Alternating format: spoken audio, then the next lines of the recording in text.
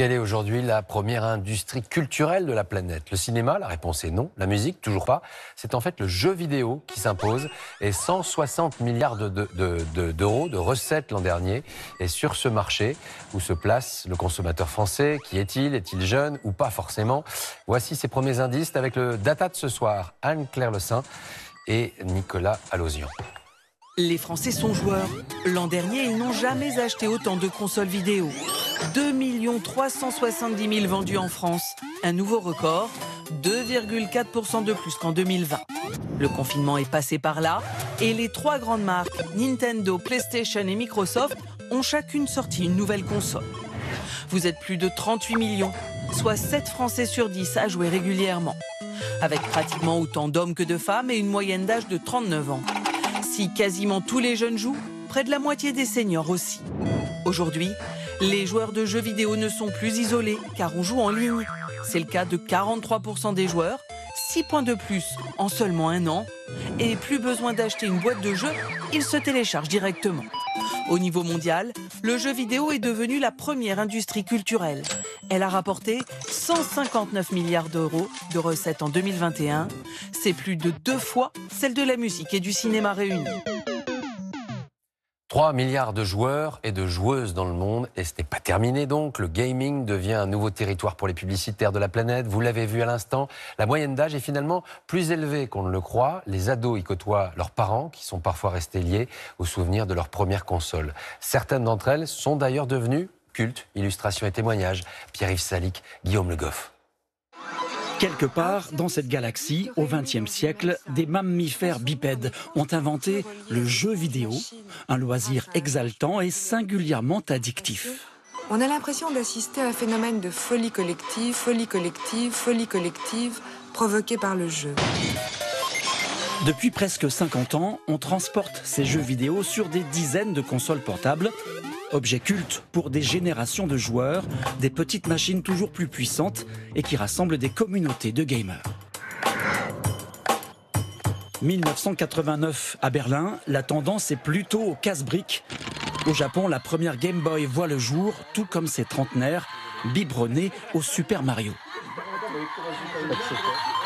Là, vous avez quel âge ? Avec ça, nous sommes revenus à l'enfance. C'était il y a 20 ans, donc je pense que j'ai 10 ans là. Ce qui est sympa avec la Game Boy, c'est qu'on pouvait jouer partout. On pouvait jouer même à la cour de récré avec des copains. On était dans la salle d'attente au médecin, on allait aux toilettes, on pouvait jouer. Enfin, c'était juste incroyable de pouvoir jouer partout et de finir un jeu, quoi. Les graphismes n'étaient pas énormément poussés, donc du coup, comme on était enfant, on s'imaginait dans l'univers de ce jeu. Je pense que c'est cette magie-là qu'on retrouve 20 ans plus tard. On s'ennuie pas, quoi. Il y a toujours, on n'a pas le temps encore de tout finir, quoi. Et pourtant, la première Game Boy en noir et blanc n'a failli jamais sortir. En interne chez Nintendo, beaucoup dans les équipes se disaient ça marchera jamais parce que c'est un retour en arrière. On a une machine qui cartonne sur les écrans en couleur avec de super graphismes. Et là, vous voulez imposer une console avec un écran miniature en noir et blanc? Non, ça marchera pas. Et pourtant, ça a cartonné.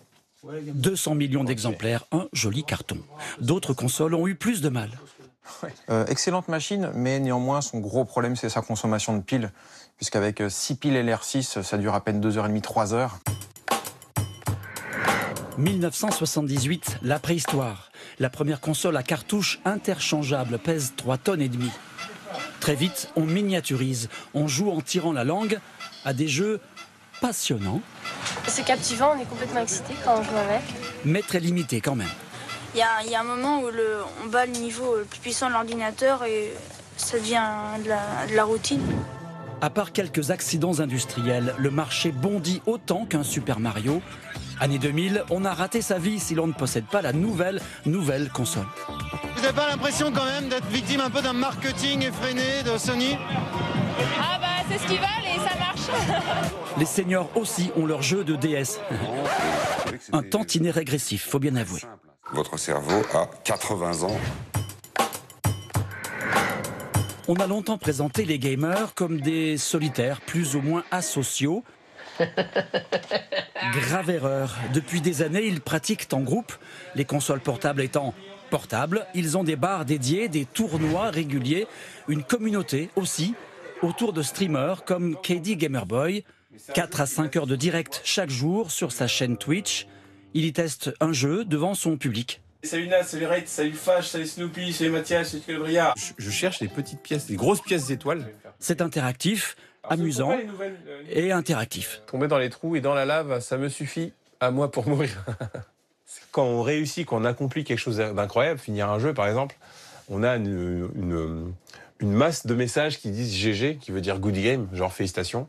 Et il y a le chat qui nous acclame, bravo, bravo, t'as fini le jeu. Même des fois on a des commentaires, ah merci d'avoir fini ce jeu, tu as pris une revanche sur ma jeunesse, des trucs comme ça. Ouais.